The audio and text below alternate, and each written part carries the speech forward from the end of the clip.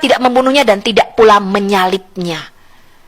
Jadi penyalipan ini di dalam benaknya Muhammad itu terjadi pada zaman orang Israel pada waktu zaman Musa. Bahkan nanti di ayat selanjutnya, Firaun itu mengenal penyalipan. Ini adalah kesalahan sejarah yang besar dan keliru. Ya teman-teman ya. Oke, ini adalah Quran surah 2 Al-Baqarah atau sapi betina ayat 61. Jadi Allah mengatakan orang Israel zaman Musa ini membunuh nabi-nabi. Hal ini tidak sesuai dengan sejarah. Karena pada waktu itu belum ada nabi, teman-teman.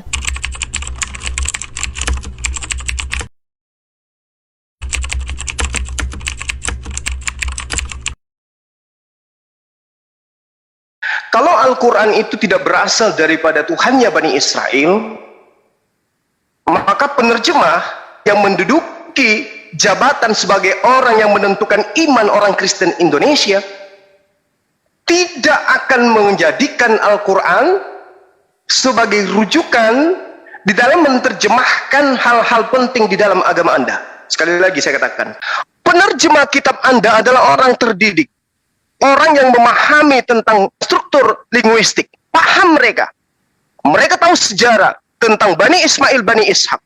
Andai saja Al-Quran itu bukan berasal dari pencipta langit dan bumi yang mereka katakan Hasem oleh Bani Israel, saya katakan kitab Anda tidak akan dipenuhi muatan Al-Quran. Maaf, jangan tersinggung. Ini fakta yang harus diurai. Kenapa tidak jadikan kitab Buddha sebagai rujukan dalam menerjemah? Kenapa bukan kitab Hindu yang jauh lebih tua daripada Al-Quran di negara kita ini dijadikan sebagai sandaran penerjemah di dalam menelusuri kiat-kiat iman setiap gereja, setiap insan Kristen? Kenapa bukan Sang Hyang Widi? Ayo, kenapa harus nabi? Kenapa harus rasul? Kenapa harus Alkitab? Kenapa harus ayat? Kenapa harus salib? Kenapa harus Allah?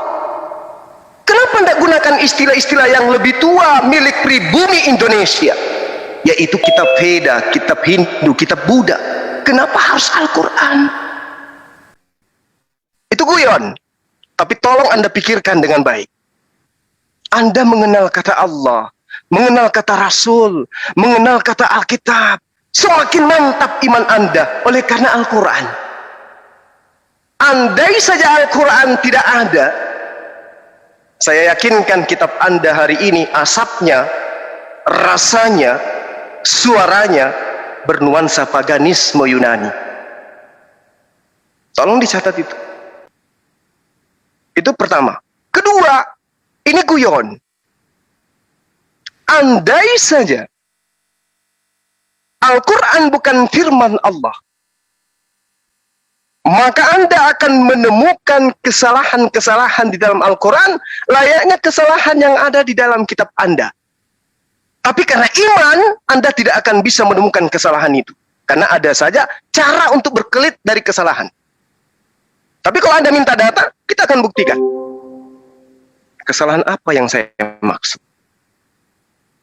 Nah, kemudian ketika saya mengatakan bahwa Al-Quran dan juga Alkitab, dalam hal ini Torah Musa dan juga Injilnya Yesus, berasal dari esensi yang sama, tidak ada kekuatan di atas muka bumi ini yang bisa membantah.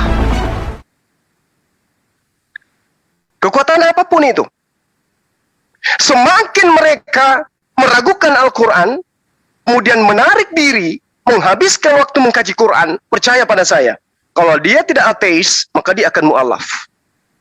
Nah, kami tidak, kami enggak beriman kepada Quran, ya, karena mungkin Anda membacanya pun tidak bisa.